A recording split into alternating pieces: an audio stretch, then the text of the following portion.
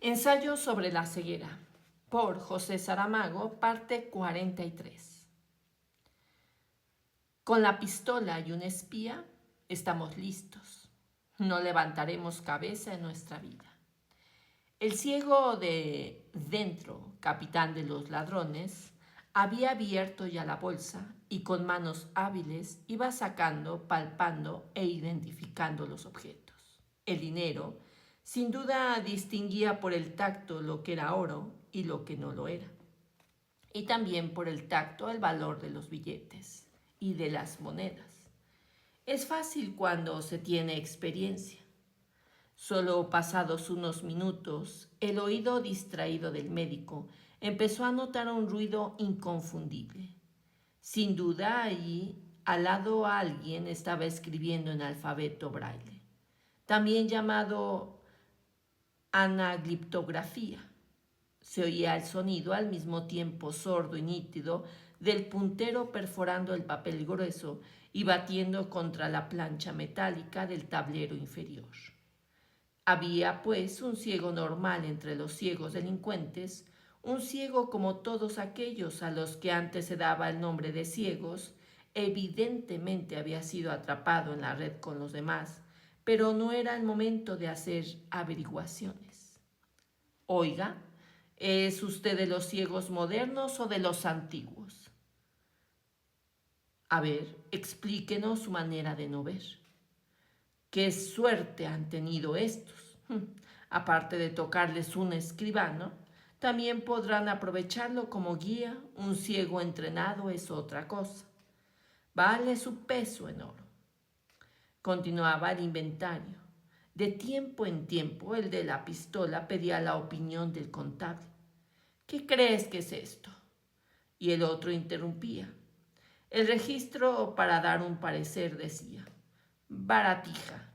Y en este caso el de la pistola comentaba, muchas como esta y no coméis. Es bueno, y entonces el comentario era, no hay como tratar con gente honrada. Al fin colocaron 3 cajas encima de la cama. Os lleváis esto, dijo el de la pistola. El médico las contó. No son suficientes, dijo. Recibíamos 4 cuando la comida era solo para nosotros. En el mismo instante notó la frialdad del cañón de la pistola en la garganta. Para estar ciego no había sido tan mala su puntería. Cada vez que reclames te quitaremos una caja. Ahora largo de aquí, te llevas esas y da gracias a Dios por poder comer todavía. El médico murmuró, está bien. Recogió las 2 cajas. El primer ciego cargó la otra. Y más lentos ahora porque se llevaban peso, rehicieron el camino que los llevaría a la sala. Cuando llegaron al zaguán donde parecía que no había nadie, el médico dijo, no volveré a tener otra oportunidad así. ¿Qué quiere decir?, preguntó el primer ciego. Me puso la pistola en el cuello. Podría habérsela quitado de las manos. Sería arriesgado, no tanto como parece. Yo sabía dónde estaba la pistola y él no sabía dónde estaban mis manos. Aún así, estoy seguro en aquel momento él era el más ciego de los 2. Fue una pena que no se me ocurriera. O quizá lo pensé y no tuve el valor. ¿Y luego?, preguntó el primer ciego. ¿Y luego qué? Vamos a suponer que realmente conseguía quitarle el arma. Estoy seguro de que no iba a ser capaz de usarla.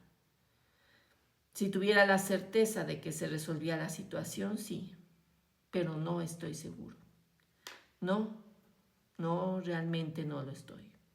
Entonces mejor que las armas estén del lado de ellos, al menos mientras no las usen contra nosotros. Amenazar con un arma ya es atacar. Si le hubiese quitado la pistola, comenzaría la verdadera guerra. Y lo más probable es que ni siquiera hubiésemos salido de ahí. Tiene razón, dijo el médico, olvidaré todo esto. Lo que sí tenía que recordar es lo que me dijo antes. ¿Qué le dije? Que algo va a ocurrir. Ocurrió ya y no aproveché la ocasión. Otra cosa será y no esta. Cuando entraron en la sala y tuvieron que presentar lo poco que llevaban para poner en la mesa, hubo quien creyó que la culpa era de ellos, por no haber reclamado y exigido más. Para eso habían sido nombrados representantes del colectivo. Entonces el médico explicó lo que había pasado. Habló del ciego escribiente, de los modos insolentes del ciego de la pistola también. Los descontentos bajaron el tono. Acabaron por concordar. Sí, señor, la defensa de los intereses de la sala está en buenas manos. Distribuyeron al fin la comida. Hubo quien recordó a los impacientes que poco es más que nada. Aparte de eso, por la hora que debía de ser, estaría a punto de llegar la comida del mediodía. Lo malo es que si no ocurre lo que al caballo del cuento, que murió cuando ya estaba acostumbrado al ayuno, dijo alguien. Los otros sonrieron pálidamente y otro añadió. No sería mala idea si es que el caballo cuando muere no sabe que va a morir. El viejo del ojo vendado había entendido que su radio portátil, tanto por fragilidad de su estructura como por la información conocida sobre su tiempo de vida útil, quedaba excluida de la lista de valores a entregar como pago de la comida, considerando que el funcionamiento del aparato dependía en primer lugar de tener o no tener pilas, y en segundo del tiempo que durase. Por el sonido catarroso de la voz que aún salía de la cajita, era evidente que no debía esperar mucho de ella.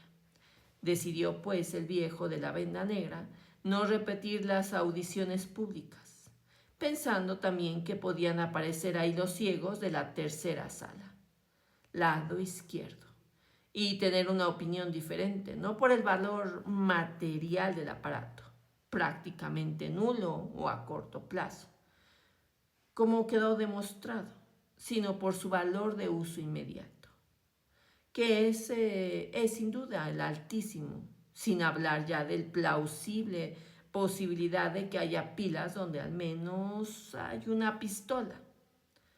Anunció el viejo de la venda negra que oirían las noticias oculto bajo la manta, con la cabeza tapada, y que si hubiera alguna novedad interesante avisaría de inmediato. La chica de las gafas oscuras le pidió que la dejase oír de vez en cuando un poquito de música, solo para no perder el recuerdo, justificó. Pero el viejo fue inflexible, argumentando que lo importante era saber lo que estaba pasando fuera, que quien quisiera música la oyera dentro de su propia cabeza, que para algo bueno nos ha de servir la memoria. Tenía razón el viejo de la venda negra.